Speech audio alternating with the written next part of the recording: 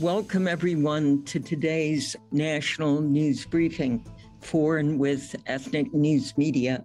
I'm Sandy Close, Director of EMS, and your moderator. The question today is, how real is the threat of nuclear war?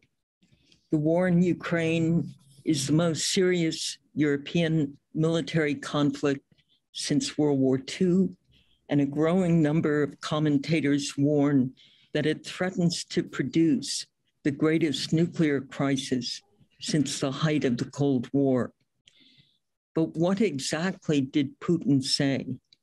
Who is most vulnerable if the Russians use tactical nuclear weapons? What is the debate over how the U.S. should respond to the crisis? What objectives does each party in the conflict want to achieve? What do Ukrainians think about the threat? And now, let me introduce our first speaker, Daryl Kimball, Executive Director of the Arms Control Association. Daryl, thank you for leading us off with an overview on how real the threat is.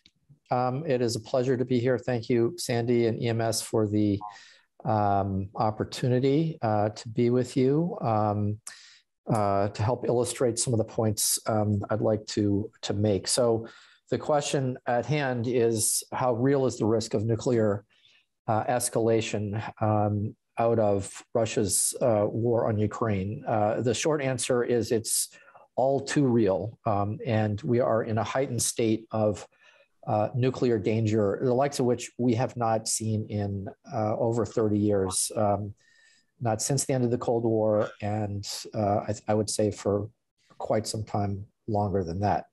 Now, what has led to this? What we have focused on over the last couple of months with respect to the nuclear dimension are President Vladimir Putin's statements relating to nuclear weapons. He has made what I would call clear nuclear threats since the beginning of the conflict. The first was on February 24th, which you can see here. He said essentially that countries that seek to stand in Russia's way of its invasion of Ukraine will know that Russia will respond immediately with consequences you have never seen in your entire history. And then more recently, on April 27th, just a few days ago, he reiterated the message, a similar message. If someone wants to interfere in the situation in Ukraine from the outside and creates an unacceptable threat of a strategic nature for Russia, and that means a threat to Russia's existence, perhaps from nuclear weapons, the response will be lightning fast. Decisions on this matter have been made.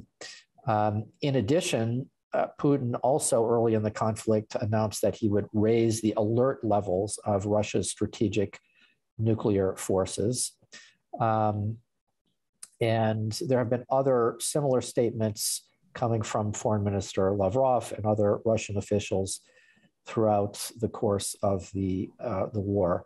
So, as I said before, Putin's nuclear threats are unprecedented in the post-Cold War era, in the sense that we have not seen a leader of either the United States or Russia making explicit nuclear threats against essentially the other, in this case, against NATO and the United States, which are nuclear-armed countries or alliances. Now, in my view, and I think in the view of the United States government, the clear purpose of Putin's threats is to ward off a direct US or NATO military intervention in Ukraine. Thankfully, President Biden has not matched Putin's nuclear taunts. The United States even canceled a scheduled flight test of a Minuteman III intercontinental ballistic missile, so as not to send the wrong message to Russia. But it's important to know that if the United States and Russia were to, by accident or by design, become embroiled in a direct military conflict, it could very easily escalate. It would escalate beyond the borders of Ukraine. And it is a fact that both Russian and US military strategies reserve the option to use nuclear weapons against non-nuclear threats under extreme circumstances. And that means that a conventional conflict between the United States and NATO with Russia could go nuclear. So here on the screen, you'll see a summary of the formal Russian nuclear doctrine and the formal United States nuclear doctrine, which in my interpretation, they're different words, but they're very similar, and they both leave open, in theory, the option under extreme circumstances of using nuclear weapons against non-nuclear threats. So one thing that we need to be watchful for, and we've not seen signs of this yet, thank goodness, is the first use of nuclear weapons in such a conflict would probably involve short-range nuclear weapons, which both NATO possesses and Russia possesses. Short range, also referred to as tactical nuclear warheads. The Russians have approximately, it's estimated, 1,000 to 2,000 short-range nuclear warheads. These are in storage facilities, centralized storage facilities. The US intelligence community has said publicly they've seen no signs yet that Russia is moving those warheads from storage to deployment. That's good.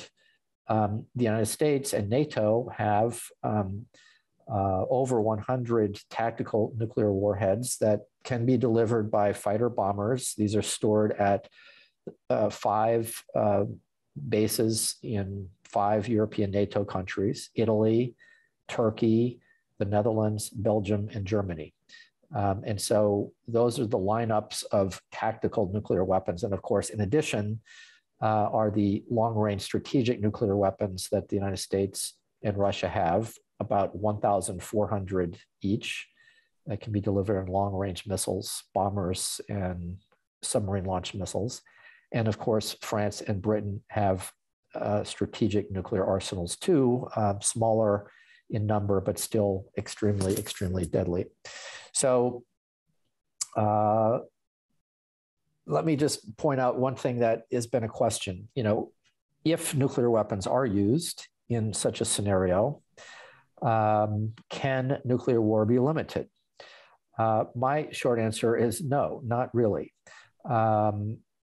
What is sometimes envisioned and is part of formal US and Russian strategy is that if there is a NATO-Russia conventional conflict and one side or the other is losing, each side reserves the option to use a small number, as in 1, 2, 3, 4, 5, maybe 12, short-range nuclear weapons detonations to change the balance of that military conflict, to stop the invasion force, or to intimidate the other side into ceasing hostilities.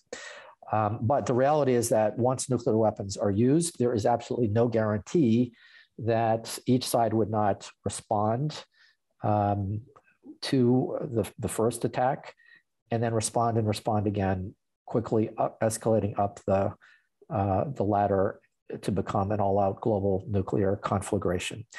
And this is not just an independent analyst, Daryl Kimball, saying this, but the head of US Strategic Command said in a speech in 2018 after a war game that happens every year called Global Thunder, that involves the use in this war game of tactical nuclear weapons on the European battlefield.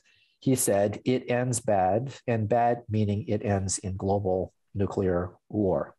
So this is what is at stake. And this is why, as the longer this conflict continues, and the longer that there is the potential for a direct NATO and Russia fighting, we have this risk. And so I would say that today we are in a heightened state of nuclear danger, much greater than we were in before Russia's invasion of Ukraine, its war against Ukraine began.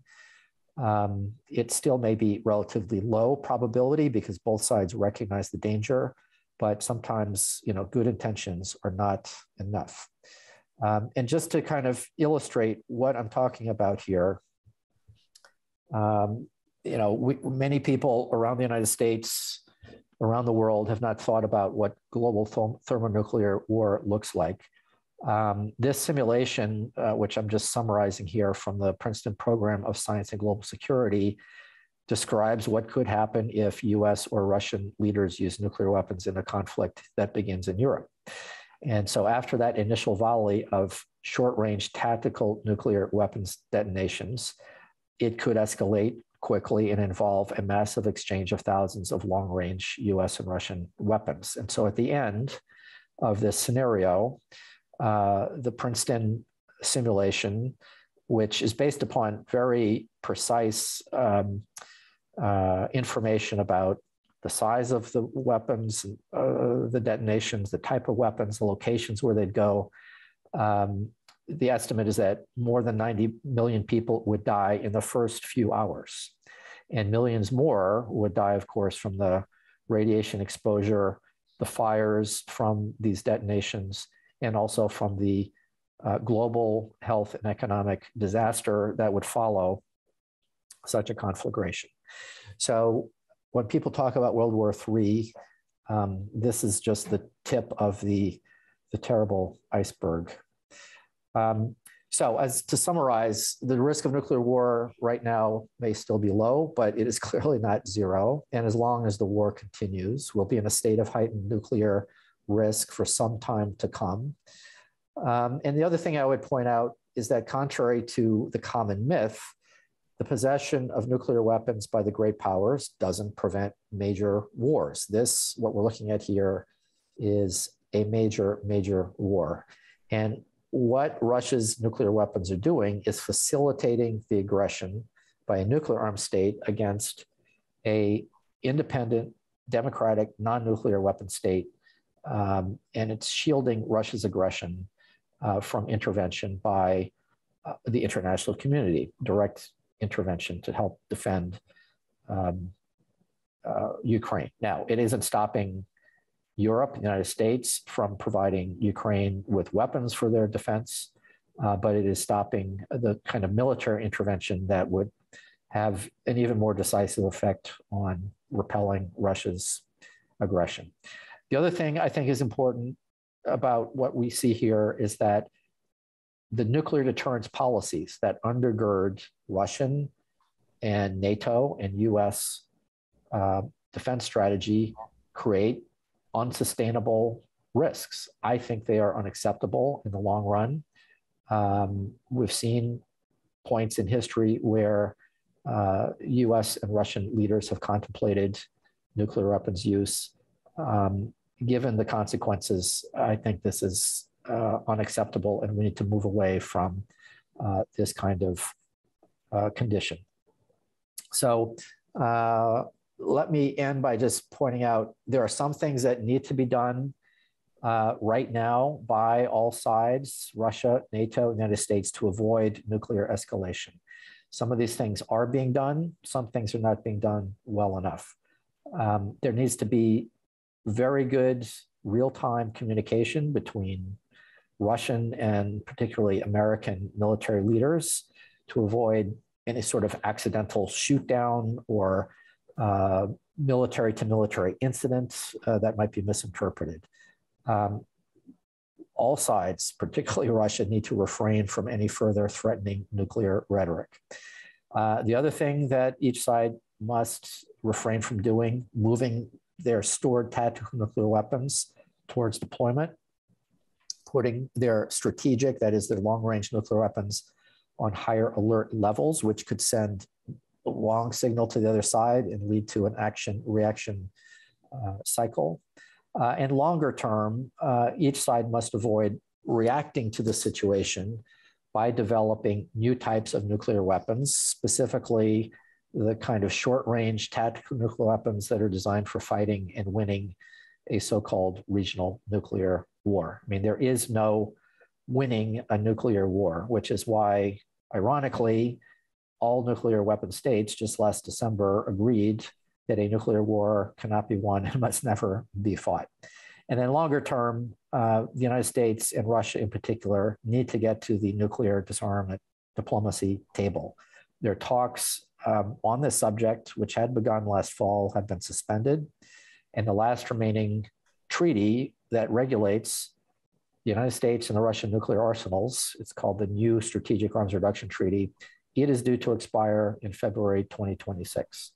And I think at this stage, it is unlikely that we're going to see successful negotiations leading to a follow-on agreement. And so we could be living in a world after 2026 with no legally binding restrictions on the world's two largest nuclear arsenals. That would be a situation we have not seen in 50 years.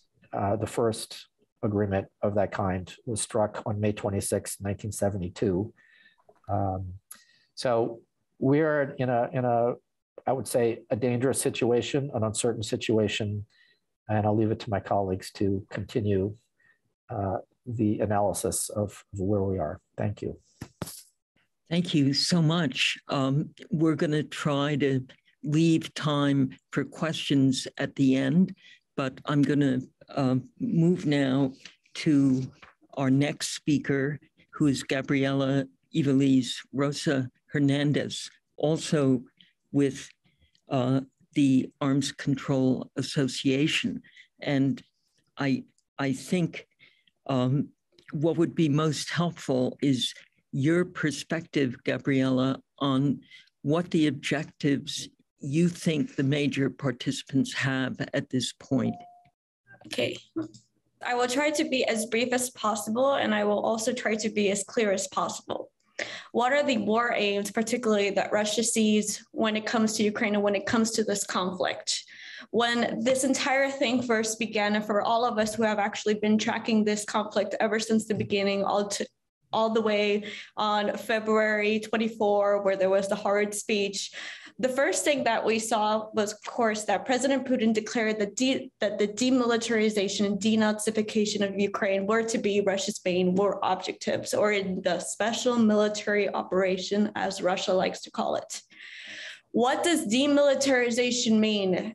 First of all, it was considered an extremely broad term.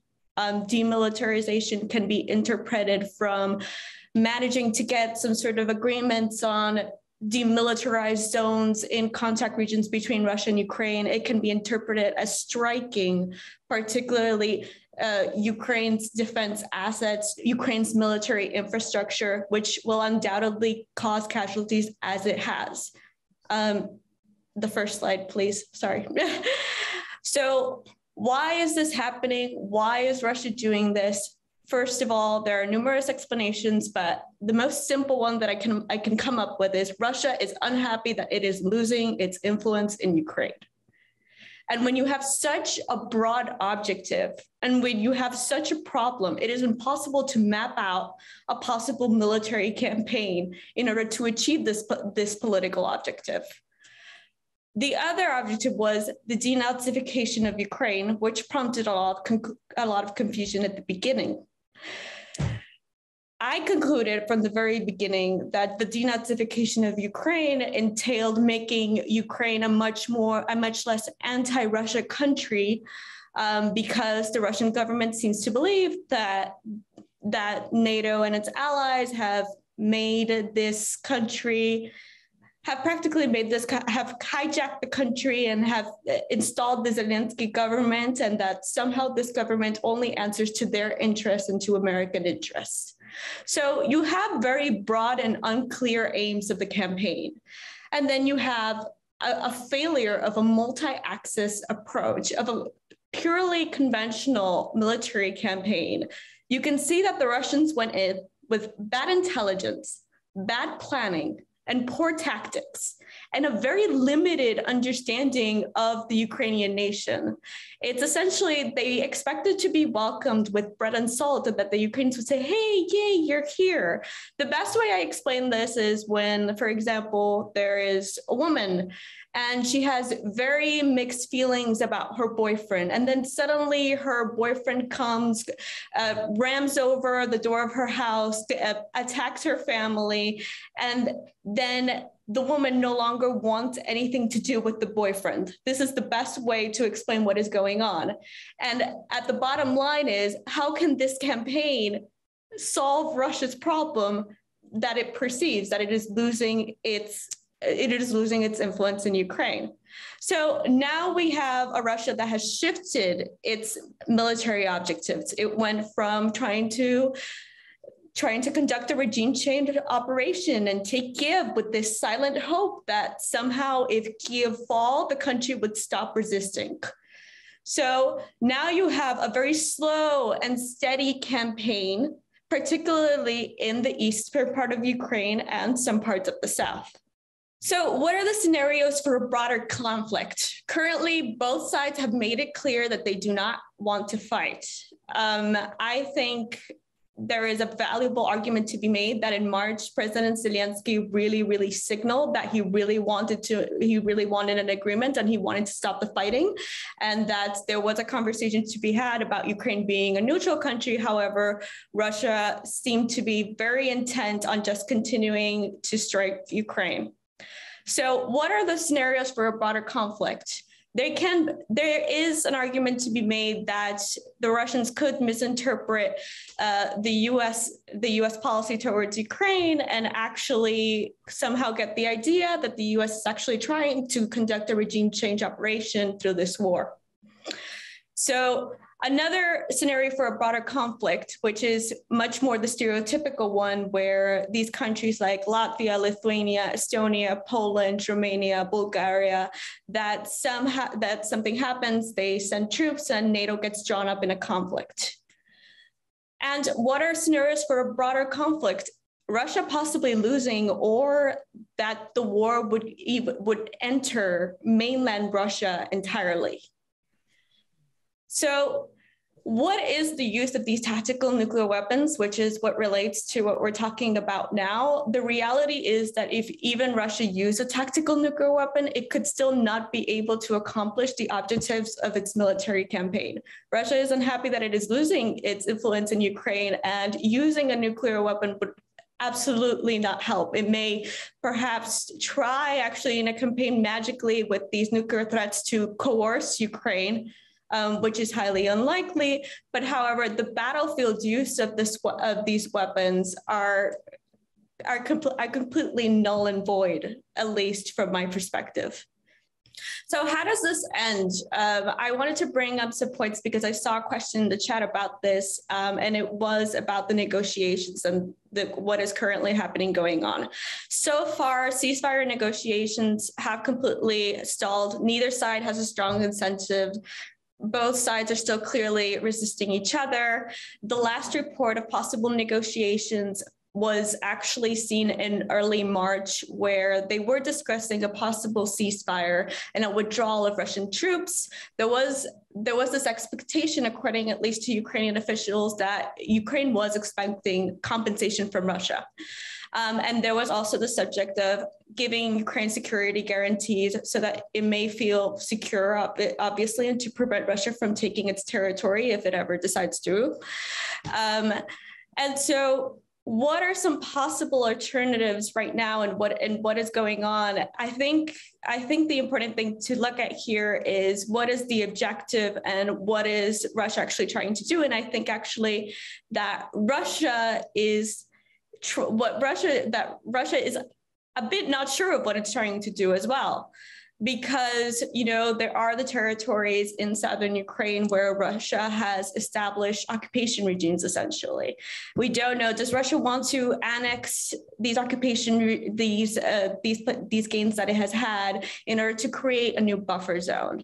Does Russia want to punish Ukraine for what they perceive that Ukraine has done and for continuing to fight? And does it want to just keep throwing and launching missiles at Ukraine in hopes that it will somehow give up because you will never be safe?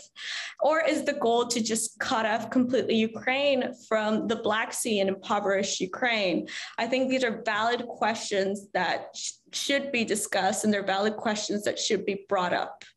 But currently, I do not see a ceasefire anytime soon. Thank you for Daryl Kimball. What countries would be most effective if tactical nuclear weapons were used initially by Russia? Would it Could it be contained in Ukraine? There is no guarantee that the damage would be limited to the region where the tactical nuclear weapons are used. Remember that when we say tactical nuclear weapons, that doesn't mean they're smaller, tiny nuclear detonations. These would be likely Hiroshima and Nagasaki-sized city-busting detonations. And as I described, it could very easily, and I think it would very quickly, lead to broader nuclear exchange between the United States and Russia involving the Northern Hemisphere. So in the long run, no one would be immune from the broader damage. As Gabriela said, and as I said, there is no real logic for Putin to use nuclear weapons in Ukraine, against Ukraine, to win the war in Ukraine. That would draw NATO into the conflict. Our analysis is that the risk comes from the widening of this conflict into a broader NATO-Russia conflict, and that there is potential for that. It may be low, so long as this conflict drags on and on and on. And so far, the West and the United States have supplied Ukraine with weapons with which Ukraine can defend itself and repel Russia. But as Gabriela said, the war is far from over, and it's far from certain how it will turn out. I'll stop there. Thank you.